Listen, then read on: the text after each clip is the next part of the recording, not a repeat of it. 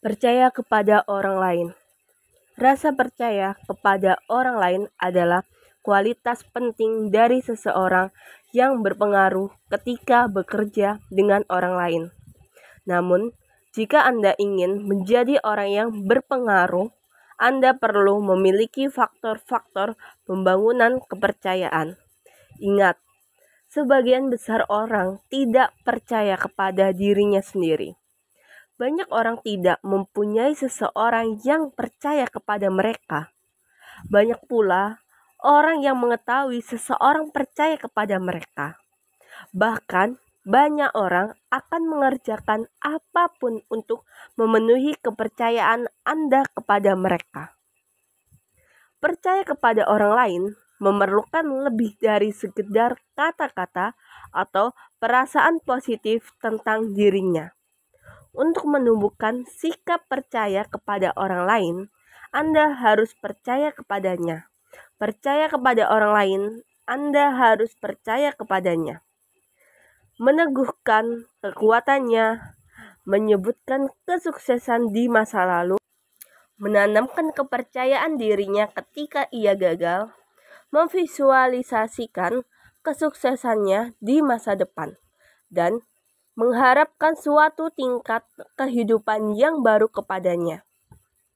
Percayalah pada orang lain. Jika Anda ingin dipercaya oleh orang lain, maka Anda juga harus percaya kepadanya. Ibarat orang lain yang saling memberi dan menerima. Ini merupakan jalan yang terbaik yang bisa Anda lakukan. Mendengarkan orang lain. Kemampuan untuk mendengarkan adalah kunci untuk memperoleh pengaruh atas orang lain. Manfaat dari kemampuan Anda untuk mendengarkan orang lain adalah Anda mampu memperlihatkan sikap respek, membangun hubungan, meningkatkan pengetahuan, menghasilkan ide, membangun loyalitas, dan cara terbaik untuk menolong orang lain dan dari diri Anda sendiri. Adapun penghalang dalam proses pendengaran orang lain adalah terlalu menghargai kemampuan berbicara, kehilangan fokus, mengalami keletihan mental, pembentukan stereotip, membawa muatan emosi pribadi, dan sibuk dengan diri Anda sendiri. Kalau bicara adalah perak dan diam itu emas, maka pendengar yang baik lebih mulia dari keduanya. Pendengar yang baik adalah pribadi yang dibutuhkan dan disukai oleh orang lain. Berilah kesempatan kepada orang lain untuk bicara. Ajukanlah pertanyaan dan buatlah ia bergairah untuk terus berbicara. Dengarkan dengan antusias dan jangan menilai atau menasihatinya bila tidak diminta. Inilah cara yang cukup efektif. Jangan suka memotong pembicaraan orang lain. Pandanglah matanya. Fokus pada pemahaman Anda. Tentukan kebutuhan Anda saat ini. Periksa emosi Anda. Tangguhkan penilaian Anda. Dan berikan pertanyaan untuk mendapatkan penjelasan dari lawan bicara Anda. Jadikanlah kegiatan mendengar sebagai bagian dari perilaku Anda.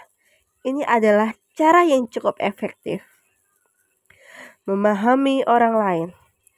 Memahami orang lain adalah upaya mempelajari cara berpikir, perasaan, dan tindakan orang tersebut dalam situasi tertentu. Sumber ketegangan yang terjadi dalam komunikasi antar individu adalah gagalnya upaya saling memahami.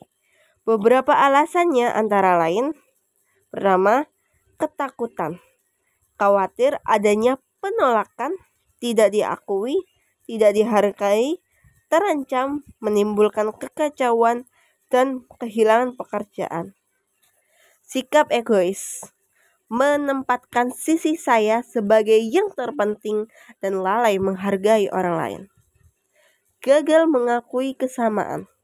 Kita semua memiliki harapan dan ketakutan, suka, cinta, dan penderitaan, kenangan, dan masalah.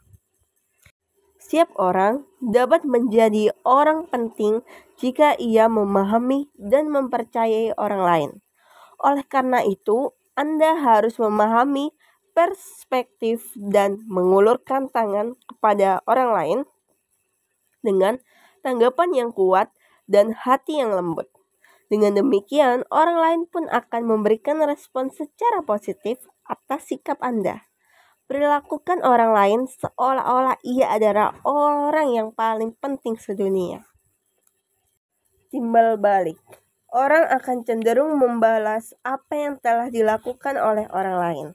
Jika Anda ingin orang lain melakukan sesuatu untuk Anda, mengapa Anda tidak memberikannya sesuatu lebih dahulu? Jadilah yang pertama dalam memberikan pertolongan dan memberikan informasi. Apapun yang Anda berikan, hal tersebut akan kembali kepada Anda. Anda telah diajari sejak kecil untuk membalas kebaikan orang dengan kebaikan pula. Setidaknya, Anda diajari untuk mengucapkan terima kasih hampir dalam segala hal. Dengan bekal yang menjadi karakteristik rata-rata itu, maka hidup Anda sekarang dipenuhi berbagai interaksi resiprokal atau saling balas yang sangat positif. Hidup adalah memberi dan menerima. Anda harus menjadi pihak yang pertama dalam memberi. Dengan memberi, Anda akan menerima. Hal yang sama juga berlaku untuk urusan berbicara. Sampaikan apapun yang bernilai positif untuk orang lain sehingga Anda mendapatkan apa yang Anda inginkan. Bagaimana jika Anda tidak mendapatkan balasannya? Disinilah kegunaan dari rasa ikhlas bagi Anda. Berilah dan ikhlaslah. Setidaknya apa yang Anda berikan bisa menjadi sedekah dan pasti Anda akan mendapatkan balasannya kelak di akhirat. Jadilah pemberi, maka orang lain akan menyediakan dirinya untuk Anda.